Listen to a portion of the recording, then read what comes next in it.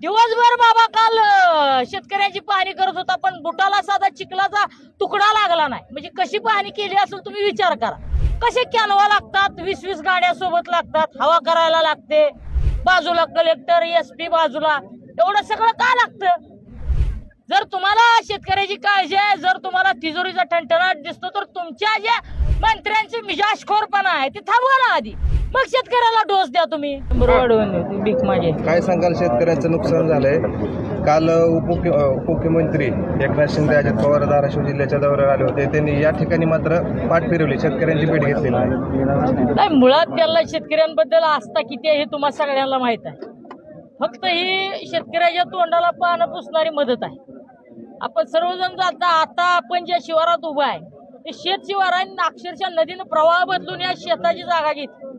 इतकी वाईट अवस्था की उभं पीक अक्षरशः जमिनीवर झालं.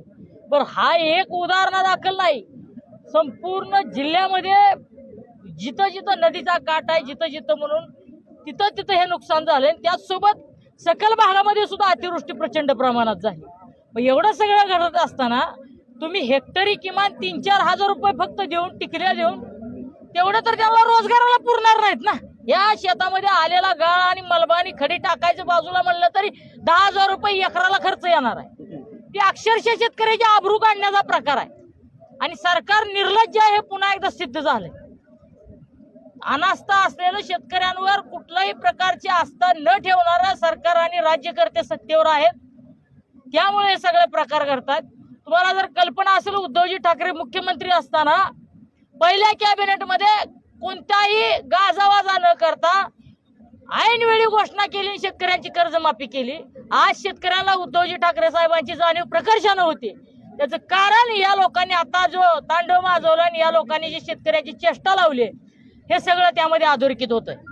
काल अजित पवार पाहणीसाठी आले होते. त्यांनी एक वक्तव्य केलं की जो काम करतो त्याचीच मारता का, असं त्यांनी एक शेतकऱ्याशी बोलताना वक्तव्य केलेलं आहे. हे वक्तव्य चुकीचं आहे. अजित पवार हे एक सुसंस्कृत राजकारणी म्हणून सगळेजण बघतात.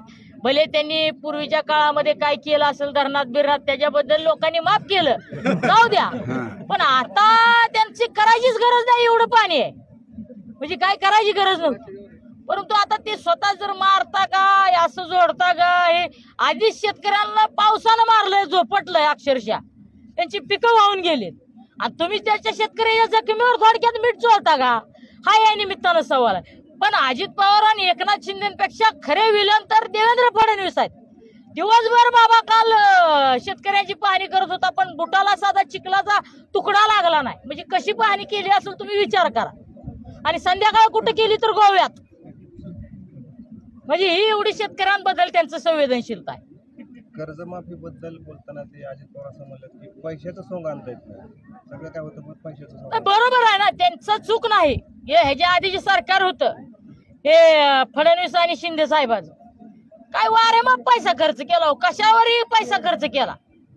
म्हणजे जर एखादं गाडव 10,000चं असलं तर ती बाजार मांडला त्याचा, आणि त्या गाडवाला विक्रीची किंमत 1 लाख रुपये ठरवली, आणि ती गाडव घेतलं 1,40,000ला, मूळ किंमत 10,000. असा सगळा प्रकार झाला. त्यामुळे आता तिजोरीची अशी अवस्था आहे, तिजोरी मोकळी आहे, त्याचं लोखंड विकलं तरी सुद्धा शेतकऱ्याची अवस्था बेकार होईल. परंतु ह्याला सर्वस्वी जबाबदार शेतकरी थोडीच आहे. आम्ही काय चोऱ्या केल्या का तुमच्या इथं येऊन? आम्ही काय घरं फोडली का, किंवा आमच्या शेतकऱ्याने सरकारची तुझी लुटली भेटली का? सरकार म्हणून पालक आहे, तुमची जबाबदारी आहे. तुम्ही कुठंतरी ह्याच्यातून पळ काढत असाल तर निश्चितपणानं, जमत नसेल तर सत्ता सोडा, गरीब असा, कोणी नाही म्हणलं. बरं, तिजोरीचं सोंग आणता येतंय का म्हणता, मग फिरा बरं, 2 व्हीलरवर काय येत नाही दौऱ्याला तुम्ही.